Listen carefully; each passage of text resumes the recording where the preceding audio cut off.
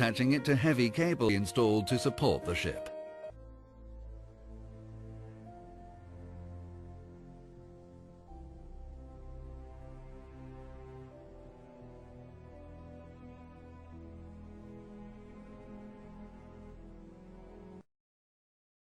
So that it could be made into an artificial reef about 2 years ago, and it's been under preparation since then.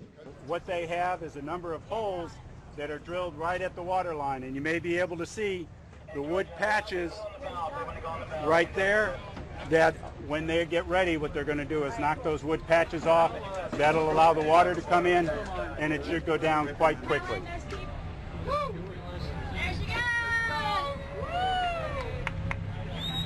Right up.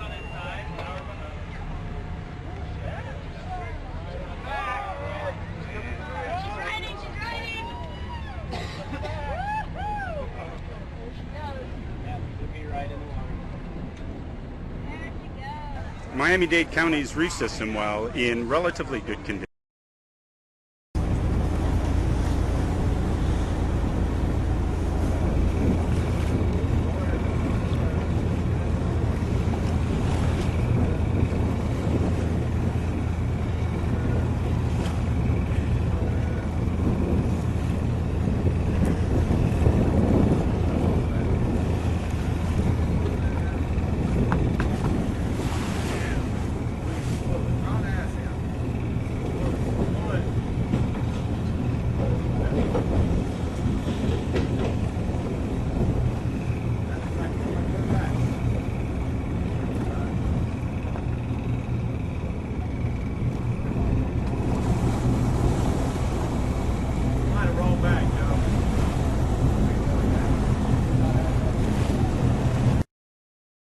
House, off eastern Singapore approaches. Another vessel XYZ Avary was westbound, towards the separation scheme, on course 224, speed 18 knots. From 0745 hours, heavy ray, BC, S replies, we are going to north. After a minute again, XYZ calls.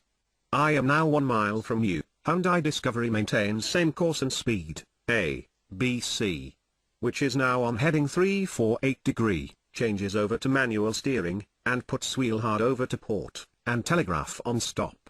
After half a minute, both vessels collide. The stem of A, B, C, it's number 2, wind anch, port side of XYZ. Both vessels sustain severe damages. There was no human casualty, or pollution. The larger vessel tried to stop, but it was too late. Shocked by the collision, the crews of both ships fear that the battered Margaret Jane might sink. We didn't feel that much, but when I see steam come out of the engine room, I knew then that we had a very serious problem. Sure enough, in only 2 minutes, half of the smaller ship is submerged. Most of the Margaret Jane's 18 fishermen scramble for life preservers and leap into the freezing ocean. Some aren't as fortunate. As the ship is swallowed by the ocean, it creates a whirlpool that pulls several of the helpless men under.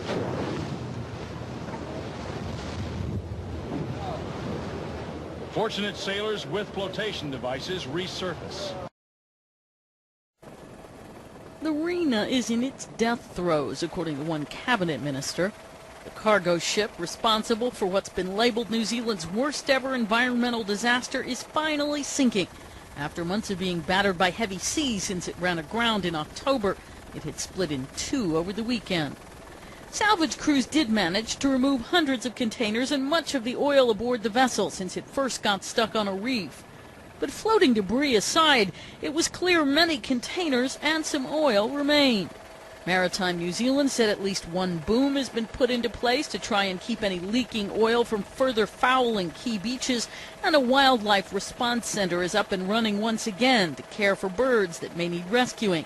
Volunteers will be out Wednesday looking for birds in trouble, and authorities are contacting people willing to help clean the shoreline as well.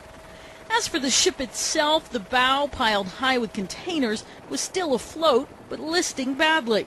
The stern went under first, with the bridge entirely submerged.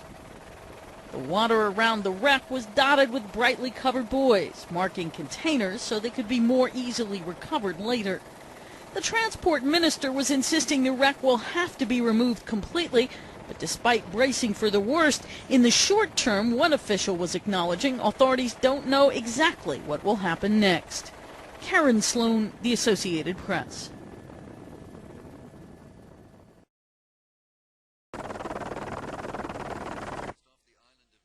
A protected environmental marine just off the Mediterranean Sea on the coast of Tuscany. A complete analysis. The 44,600 tons of the Concordia make this the largest and most complex recovery ever attempted. The first operation will be to prevent the ship from sliding